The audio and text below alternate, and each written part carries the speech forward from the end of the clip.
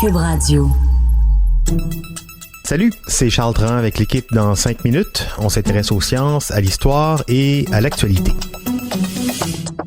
Aujourd'hui, on parle de famille. En cette période des fêtes, on se rapproche des gens qu'on aime et on passe du bon temps en famille, en principe.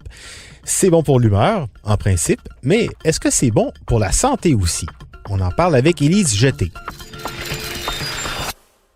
Normalement, ça arrive le 2 janvier. On se dit « Hey, je me reprends en main ». La personne qui dit ça, généralement, commence par un régime alimentaire sain, s'abonne au gym, décide de dormir 8 heures par nuit et de boire 4 litres d'eau par jour. Mais cette belle routine de belles intentions contient 2 problèmes. 1, ça se pourrait que ça te tente plus le 14 janvier. Et 2, ça ne tient pas compte de la santé sociale qui, selon plusieurs études, serait autant, sinon plus importante que la santé physique. Et ça, la santé sociale, il n'y a rien comme le temps des fêtes pour lui donner une petite poussée vers le haut.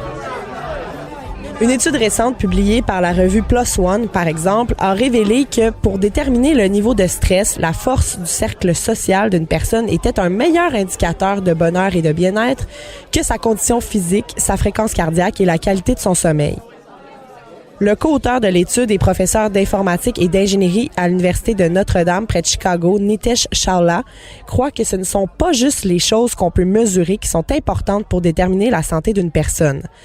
Hormis le quantitatif, il y a le qualitatif. Ce que je suis, quelles sont mes activités, mon réseau social est-il sain? On ne peut pas mettre ces affaires-là dans la calculatrice pour déterminer si quelqu'un est en santé, mais pourtant, ça compte. D'autres études ont montré que le soutien social d'amis, de conjoints ou de membres de la famille était étroitement associé à une meilleure santé physique et mentale.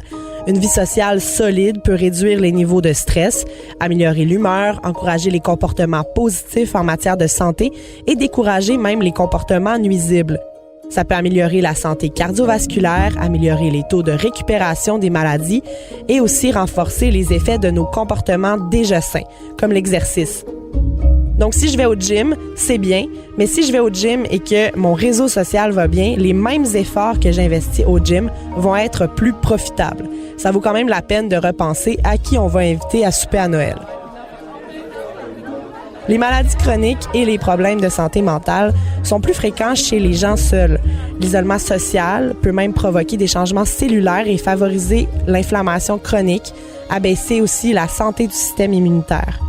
Des chercheurs ont même comparé les effets de la solitude sur la santé à consommer 15 cigarettes par jour. Donc, à vous de choisir. Cessez de fumer ou faites-vous des amis. Une étude récente menée par la compagnie d'assurance maladie Cigna et publiée dans l'American Journal of Health Promotion a voulu déterminer quelles étaient les causes de cette solitude croissante. Sans surprise, elle a constaté que les médias sociaux, lorsqu'ils étaient utilisés de manière à empiéter sur le temps de qualité face à face, étaient liés à une solitude accrue.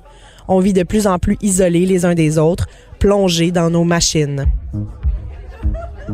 À contrario, des interactions en personne significatives, un niveau de soutien social élevé et des relations à engagement fort étaient liés à moins de solitude. Le Dr Stuart Lustig, l'un des auteurs du rapport, dit qu'il faut préconiser le temps de qualité avec nos familles.